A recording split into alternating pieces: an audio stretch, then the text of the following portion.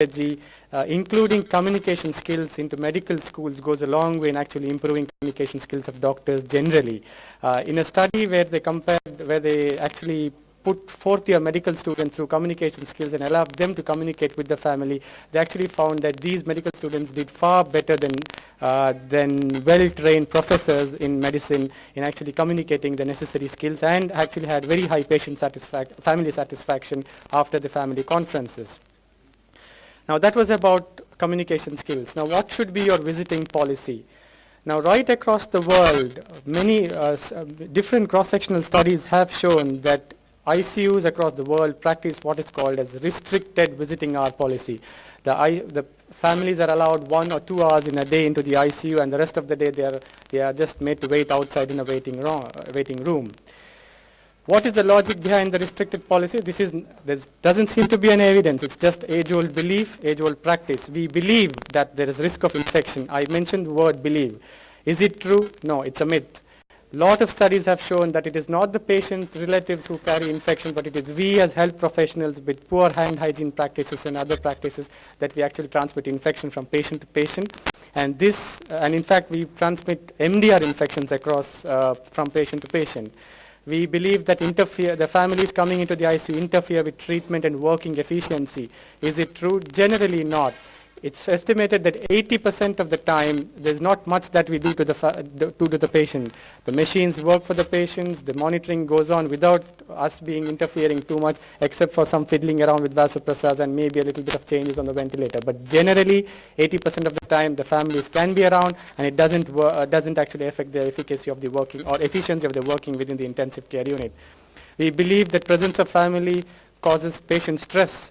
What a joke, isn't it? Whenever we are in crisis, we always want our family to be around. It often gives us great reassurance. Then why doesn't it so happen for a critically ill patient who is extremely sick and actually in the intensive care on life support systems?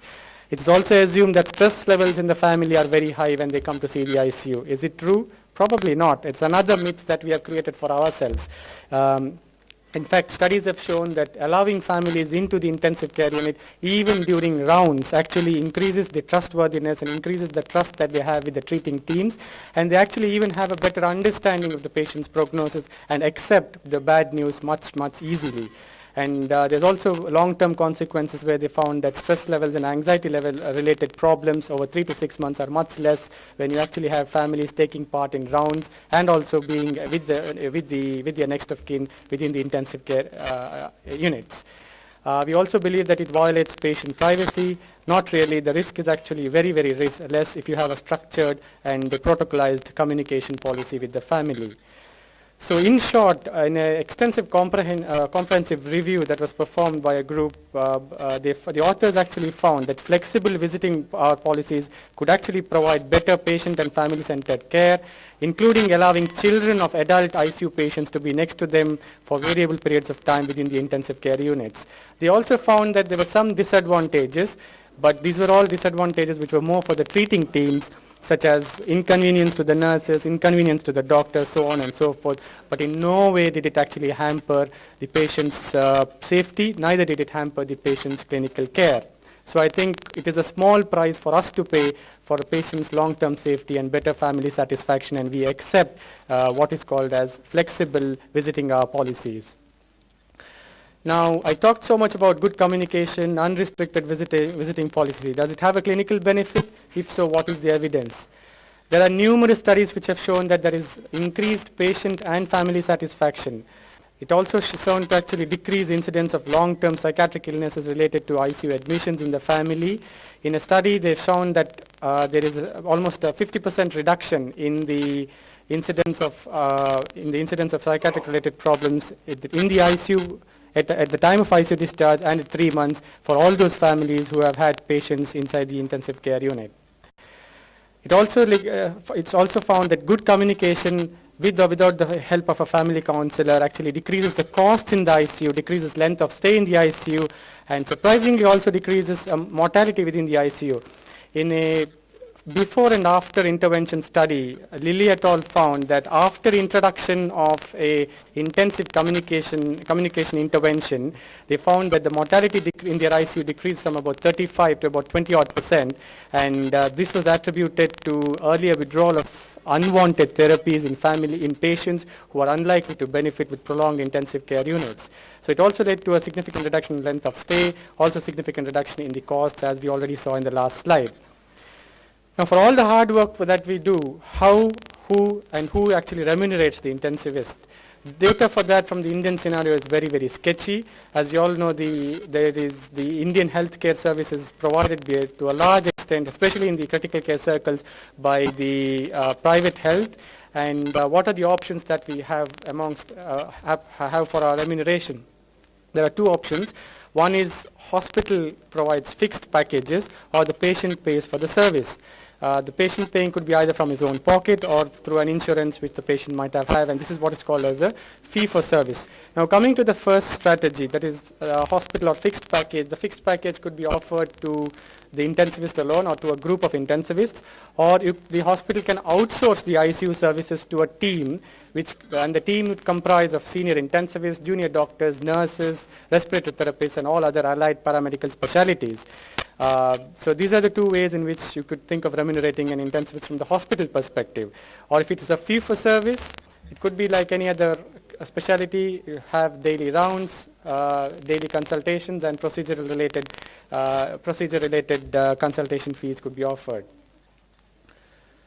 Now, if you're talking about a fixed package, you could also include what is called as a variable component on top of that, based on performance indicators or other quality control indicators. Now, is it important to have an intensivist? Why should the hospital or why should the patient pay for an additional intensivist or for an additional doctor? It is found that in many studies, and there's fairly robust data to say that presence of an intensivist improves outcomes, improve better quality of care, and also in the long run is very cost effective.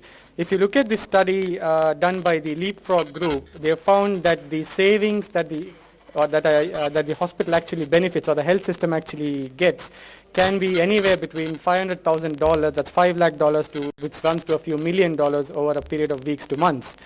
Now, in the worst case scenario that you see on the bottom line, a small ICU, not very profitable, presence of an intensivist doesn't seem to make any losses.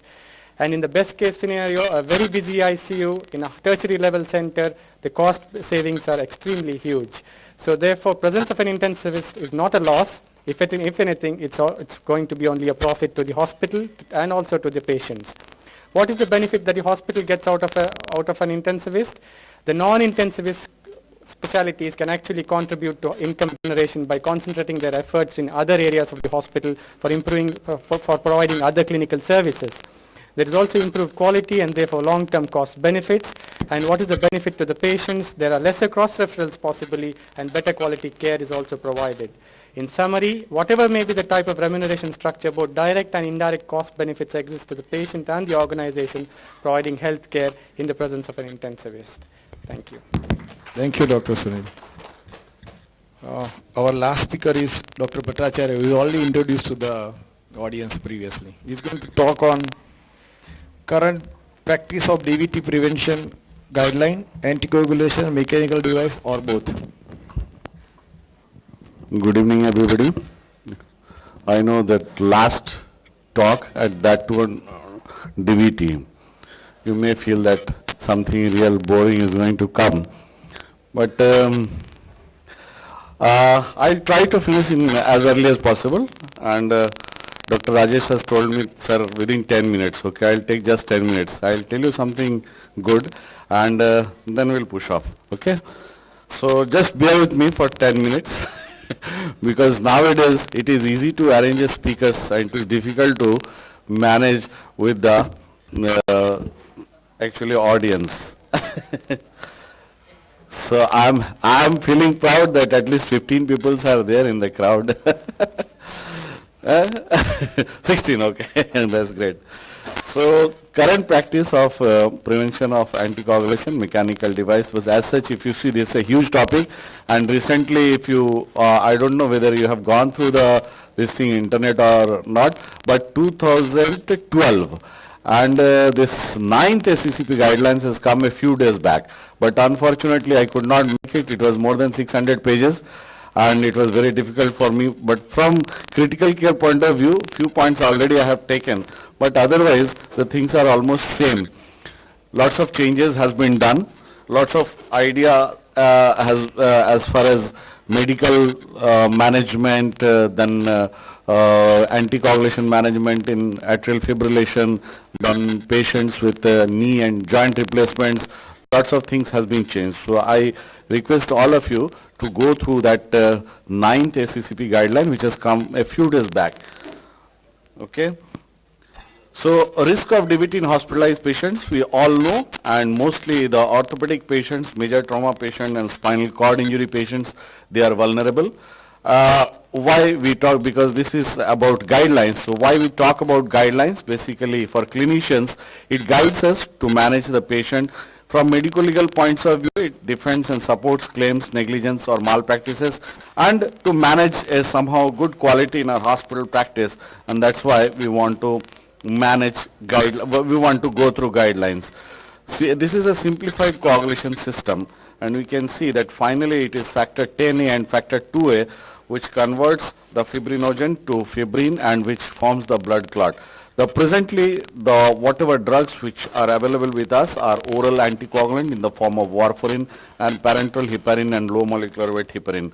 The site of action has been shown in this slide, and recently rivaroxaban and dabigatran, these two drugs have come and they got very specific anti-10A and 2A activity. Now grades of recommendations come in the guideline. Grade 1A recommends, which has got a very strength, depends upon the strength of recommendation, that carries a very strong and it applies to most of the patients and circumstances.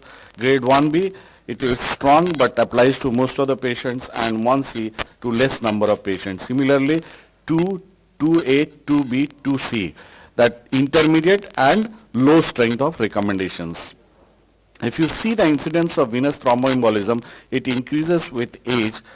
Gender usually doesn't vary between genders, but it increases with age. So as we go up to the age of 80, there is a very high incidence of venous thrombosis and thromboembolism. Now, when we look at the top 10 drugs which gives rise to adverse effect, which we are using on daily basis, daily practices, warfarin is at the top, because the amount of complications which arises from these drugs is very high. And then other drugs are there like antipsychotics, loop diuretics, opioids, antiplatelets, ACE inhibitors, insulin, all those are there. But anticoagulant, this is one of the topmost anticoagulant which is used maximally in the entire world, has got the maximum side effects as far as side effects are concerned. Okay. Now, when we talk about low molecular weight heparin, it has got many advantages as well as disadvantages. But when we talk about warfarin, there is a 50-fold variation in warfarin maintenance dose. And why the problem happens? It is because we fail to adjust the dose properly, and the coagulation system, it becomes wild, and that is why all kinds of problems which happens. And you see, when we look at the ages at the various ages where the warfarin is used, the dose variation is too much.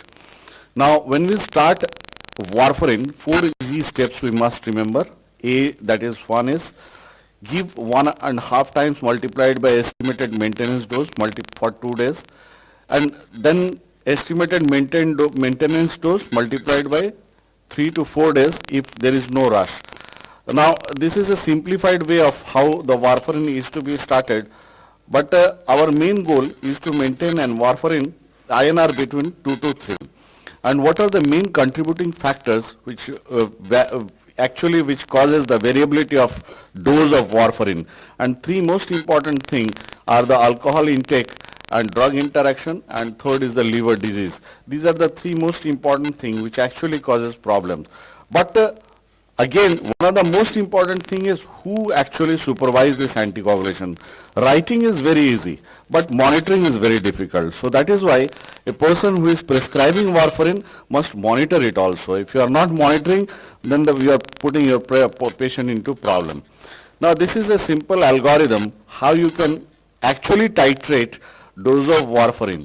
If the INR is less than 2, increase it by 5 to 10%. If INR is between 3.1 to 3.5, decrease it by 0 to 10%. If INR is between 3.6 to 4, hold for 1 day.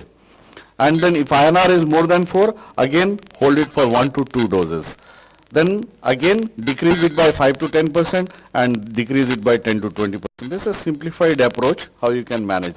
The most important complication which happens in hypertensive patients getting warfarin is that intracranial bleed. Okay, so again, if we say the anticoagulants which are available nowadays is either low molecular weight heparin or oral anticoagulation in the form of warfarin. So venous thromboembolism, acute treatment, what we do is that we either give heparin or low molecular weight heparin, and for long-term treatment of venous thromboembolism, we give warfarin. Okay? And another thing is that always you have to encourage your patient